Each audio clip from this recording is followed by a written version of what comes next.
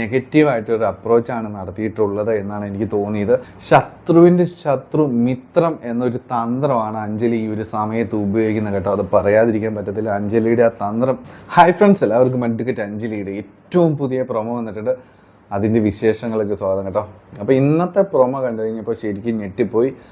അഞ്ജലിക്ക് ഇത്ര അധികം ധൈര്യം എങ്ങനെ വന്നു എന്ന് ഞാൻ ആലോചിച്ച് പോയി. കുറച്ച് ദിവസങ്ങളായിട്ട് അല്ലെങ്കിലും അഞ്ജലി കുറച്ച് മാസമായി മാറിയിട്ടുണ്ട്. അതിനു മുമ്പ് കുറേ ദിവസങ്ങൾ അഞ്ജലി കരഞ്ഞു. അങ്ങനെ കരഞ്ഞിരുന്നിട്ട് കാര്യമില്ല എന്ന് നമ്മുടെ അഞ്ജലി മനസ്സിലാക്കി. അങ്ങനെയാണ് മാസിലേക്ക് നമ്മുടെ അഞ്ജലി തിരിച്ചെത്തുന്നത് കേട്ടോ. നമ്മുടെ പഴയ അഞ്ജലി, അഡ്വക്കേറ്റ് അഞ്ജലി തിരിച്ച് കിട്ടിയിരിക്കുകയാണ് എന്ന് പൂർണ്ണമായും ഇന്ന് വന്ന പ്രൊമോയുടെ കൂടി വ്യക്തമായിരിക്കുകയാണ് കേട്ടോ. പക്ഷേ ഇന്ന് വന്ന പ്രൊമോ ശരിക്കും നമ്മൾ ഞെട്ടിച്ച് കളഞ്ഞു കേട്ടോ.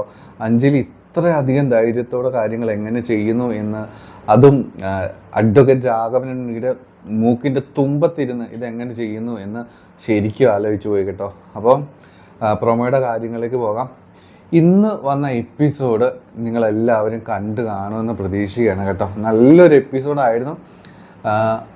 ഏറ്റവും ഹൈലൈറ്റഡ് ആയിട്ടുള്ള ഒരു കാര്യം എന്ന് പറയുന്നത് ഇന്നത്തെ എപ്പിസോഡിൽ അഞ്ജലിയും അനുപമയും തമ്മിലുണ്ടായ ആ ഒരു ഒരസലാണ് കേട്ടോ. അതായത് അബിയുടെ പേരിൽ.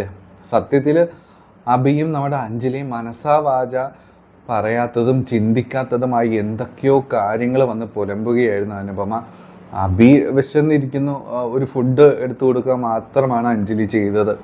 അബിയുടെ മനസ്സിൽ എന്തെങ്കിലും ഉണ്ടോ എന്ന് എനിക്കറിയില്ല. അബിക്ക് അഞ്ജലി ഇരുന്ന് ഫുഡ് കഴിക്കുന്ന കണ്ടപ്പോൾ വളരെ ഇൻട്രസ്റ്റഡ് ആയിട്ടാണ് വന്നത്. അതെന്താണെന്ന് എനിക്കറിയില്ല. എന്താണെങ്കിലും അബിക്ക് ഫുഡ് എടുത്തു കൊടുത്തു നമ്മുടെ അഞ്ജലി. ഒരു വീട്ടിൽ എല്ലാവരും ഒരുമിച്ച് താമസിക്കുമ്പോൾ അതൊക്കെ സ്വാഭാവികമായ ഒരു കാര്യമാണ്. ആ ഒരു രീതിയിൽ മാത്രമാണ് അഞ്ജലി ആ ഒരു കാര്യം ചെയ്തത്. പക്ഷേ അനുപമയുടെ കണ്ണിൽ അത് അങ്ങനെ ആയിരുന്നില്ല. മഞ്ഞക്കണ്ണിൽ നോക്കുന്നവർക്ക് എല്ലാം മഞ്ഞയായിട്ട് തോന്നും എന്ന് പറയുന്നത് പോലെ അനുപമ വരുമ്പോൾ കാണുന്ന സീന് അബിക്ക് ഫുഡൊക്കെ വിളമ്പി അഞ്ജലി കൊടുക്കുന്നതാണ്. അങ്ങനെയാണ് ഇന്ന് ഹെവി സീനുകളൊക്കെ ഉണ്ടാകുന്നത്. അനുപമ പറയുന്നുണ്ട്, അഞ്ജലി നീ അബിക്ക് ഫുഡ് വിളമ്പാൻ നിൽക്കണ്ട, നീ എൻ്റെ അബിക്ക് വിഷം ചേർത്ത് കൊടുക്കാൻ പോലും നീ മടിക്കത്തില്ല. ചേച്ചി എന്താണ് ഇങ്ങനെയൊക്കെ പറയുന്നത് എന്ന് അഞ്ജലി ചോദിക്കുമ്പോൾ അനുപമ പറയുന്നുണ്ട്, ഞാൻ നിൻ്റെ ചേച്ചിയോ അല്ല, നീ എൻ്റെ അനിയത്തിയോ അല്ല. എന്താണെങ്കിലും എൻ്റെ അബിക്ക് നീ ഫുഡൊന്നും വിളമ്പി കൊടുക്കാൻ നിൽക്കണ്ട, വിഷം പോലും ചേർത്ത് കളയും അബിയുടെ ഫുഡിൽ നീ. അങ്ങനെ ആകുമ്പോഴാണ് അബി ഇടപെടുന്നത്. എനിക്കില്ലാത്തതാണെന്നൊന്നും നിനക്ക് വേണ്ട. ഈ ശംഖചക്രത്തിൽ ആരെങ്കിലും എനിക്ക് ഫുഡിൽ വിഷം കലർത്തി തരാനായിട്ട് നോക്കുന്നുണ്ടെങ്കിൽ അത് നീ മാത്രമായിരിക്കും. അങ്ങനെ അബി പറയുമ്പോൾ അതുവരെ ആ കത്തി കയറി വന്ന ആ ഒരു തീ ഉണ്ടല്ലോ, അനുപമയുടെ ആ ഒരു തീ, അതങ്ങ് അണഞ്ഞു പോയി, വെറും കരിഞ്ഞു പോയി കേട്ടോ. എന്നാണെങ്കിലും അബി വളരെ സപ്പോർട്ടീവായിട്ട് അഞ്ജലിക്ക് കൂടെ നിന്നു. അപ്പോൾ അനുപമയ്ക്ക് വീണ്ടും ദേഷ്യവും പകയും വീണ്ടും കൂടി കേട്ടോ ഉള്ളിൽ. എന്താണെങ്കിലും അബിയുടെ പേരിൽ ഇങ്ങനെ ഉള്ളിലിങ്ങനെ ആകെ ഒരു ഭ്രാന്ത് പിടിച്ചൊരവസ്ഥയിലാണ് അനുപമയുള്ളത്. എന്തെങ്കിലുമൊക്കെ ചെയ്ത് അഞ്ജലിയെ ഇല്ലാതാക്കുക അല്ലെങ്കിൽ അഞ്ജലിയെ പുറത്താക്കുക, ഈ ഒരു ലക്ഷ്യം മാത്രമാണ് അനുപമയുടെ മനസ്സിലുള്ളത്. അതിനുവേണ്ടി എന്തൊക്കെയോ കാട്ടിക്കൂട്ടലുകൾ ഈ അനുപമ നടത്തിക്കൊണ്ടിരിക്കുകയാണ് കേട്ടോ. അപ്പോൾ അതിന് വേണ്ടിയിട്ടാണ് കാവ്യയോട് വിളിച്ച് കാര്യങ്ങളൊക്കെ പറയുന്നത്. അഞ്ജലി വീണ്ടും കേസ് വാദിക്കാനായിട്ട് പോയി, പത്മ തിരിച്ചെത്തി, എല്ലാം അഞ്ജലിയുടെ പേരിലാണ് ഈ അനുപമ പറഞ്ഞു കൂട്ടുന്നത്. അപ്പോൾ അഞ്ജലിക്കെതിരെ എല്ലാവരെയും തിരിക്കുക, ശത്രുക്കളാക്കുക എന്നൊരു ലക്ഷ്യം മാത്രമാണ് അനുപമയ്ക്കുള്ളത്.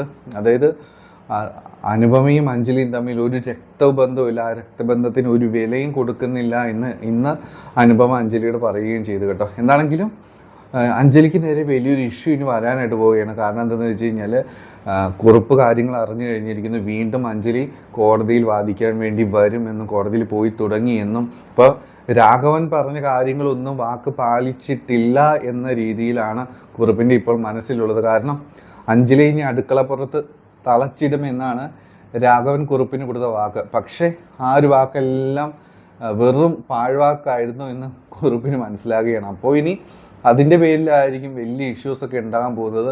അതെന്തായാലും തിരിഞ്ഞു മറിഞ്ഞ് നമ്മുടെ അഞ്ജലിക്കുട്ടിയുടെ നേരെ വലിയ പ്രശ്നങ്ങളായിട്ട് വരും. അത് മാത്രമല്ല, ഇന്നത്തെ എപ്പിസോഡിൽ നമുക്ക് കാണാം, അത് ആകെ കലി തുള്ളി ഉറഞ്ഞു തുള്ളിയിട്ടാണ് കാർത്തിക് പോയിട്ടുള്ളത്.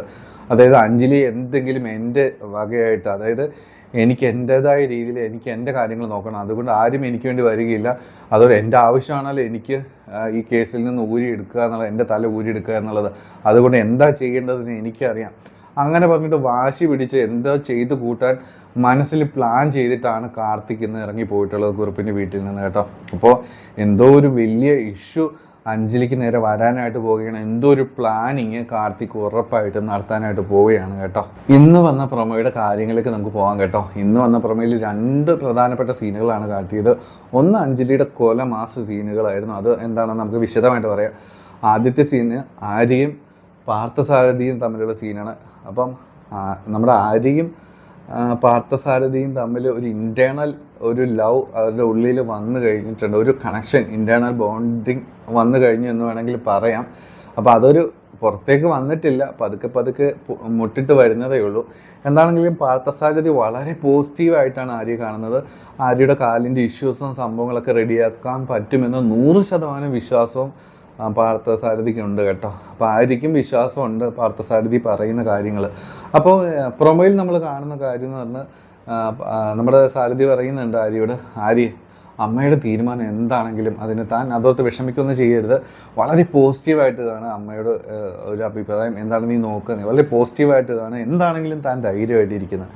അപ്പോൾ ആര്യ കരയുന്നുണ്ട് കേട്ടോ. അപ്പോൾ ആ ഒരു സംഭവത്തിൽ നിന്ന് എനിക്ക് മനസ്സിലായ ഒരു കാര്യം, പാർത്ഥസാരഥി ഇന്ദിരമ്മയെ കണ്ടു കാര്യങ്ങളൊക്കെ പറഞ്ഞ് ഞാൻ റെഡിയാക്കി എടുക്കാമെന്നൊക്കെ പറഞ്ഞു കഴിഞ്ഞപ്പോൾ ഈ ഇന്ദിരമ്മ വളരെ നെഗറ്റീവായിട്ടൊരു അപ്രോച്ചാണ് നടത്തിയിട്ടുള്ളത് എന്നാണ് എനിക്ക് തോന്നിയത്. അവരുടെ സ്വഭാവം അങ്ങനെയാണല്ലോ, അവർ പോസിറ്റീവായിട്ട് ഒരു കാര്യവും ചെയ്യാറില്ല. അപ്പോൾ അവരെന്താണെങ്കിലും നെഗറ്റീവ്, അവർക്ക് ലാഭമുള്ള കാര്യമോ അല്ല പൈസ കിട്ടുന്ന കാര്യമോ അങ്ങനെ എന്തെങ്കിലും ആണെങ്കിൽ മാത്രമേ. ആര്യയുടെ ഈ ഒരു കാലിനെ പറ്റി റെഡിയാക്കി എടുക്കാം എന്ന് പറയുമ്പോൾ അത് റെഡിയാകാൻ പോകുന്നില്ല, എൻ്റെ മോൾ അങ്ങനെ കിടക്കത്തേ ഉള്ളൂ എന്നൊക്കെ പറഞ്ഞ് വളരെ നെഗറ്റീവായിട്ടുള്ള അപ്രോച്ചായിരിക്കും. ഞാൻ അതിന് സമ്മതിക്കില്ല, അവൾക്ക് ട്രീറ്റ്മെൻറ്റൊന്നും ആവശ്യമില്ലാതെ റെഡിയാകാൻ പോകുന്നില്ല, ഞങ്ങളുടെ ഈ പൈസ ഇല്ല, അങ്ങനെയൊക്കെ പറഞ്ഞ് എന്തെങ്കിലുമൊക്കെ പറഞ്ഞിട്ടുണ്ടാവും. അപ്പോൾ ആര്യക്ക് ഒരുപാട് വിഷമമായിട്ടുണ്ടാവും. അതുകൊണ്ടായിരിക്കാം നമ്മുടെ പാർത്ഥസാരഥി അങ്ങനെ പറയുന്നത് എന്നാണ് കേട്ടോ എനിക്ക് തോന്നുന്നത്. എന്താണെങ്കിലും ആ ഒരു സീനുണ്ട്. എന്താണെങ്കിലും കൂടുതൽ ദീർഘിപ്പിക്കാതെ ഇന്ന് വന്ന പ്രൊമോയുടെ 2ാമത്തെ സീനിലേക്ക് പോകാം. ആ ഒരു കാര്യമാണ് നമ്മൾ കാത്തിരുന്നത്. എന്താണെങ്കിലും അഞ്ജലിയുടെ ധൈര്യത്തെ സമ്മതിച്ചേ പറ്റുള്ളൂ കേട്ടോ. കാരണം എന്താണെന്ന് വെച്ച് കഴിഞ്ഞാൽ അഞ്ജലി ജാസ്മിനെയും കൂട്ടി ശംഖുചക്രത്തിൽ വന്നിരിക്കുകയാണ്. ശത്രുവിൻ്റെ ശത്രു മിത്രം എന്നൊരു തന്ത്രമാണ് അഞ്ജലി ഈ ഒരു സമയത്ത് ഉപയോഗിക്കുന്നത് കേട്ടോ. അത് പറയാതിരിക്കാൻ പറ്റത്തില്ല. അഞ്ജലിയുടെ ആ തന്ത്രം വളരെ നൈസായിട്ടൊരു തന്ത്രം തന്നെയാണ്.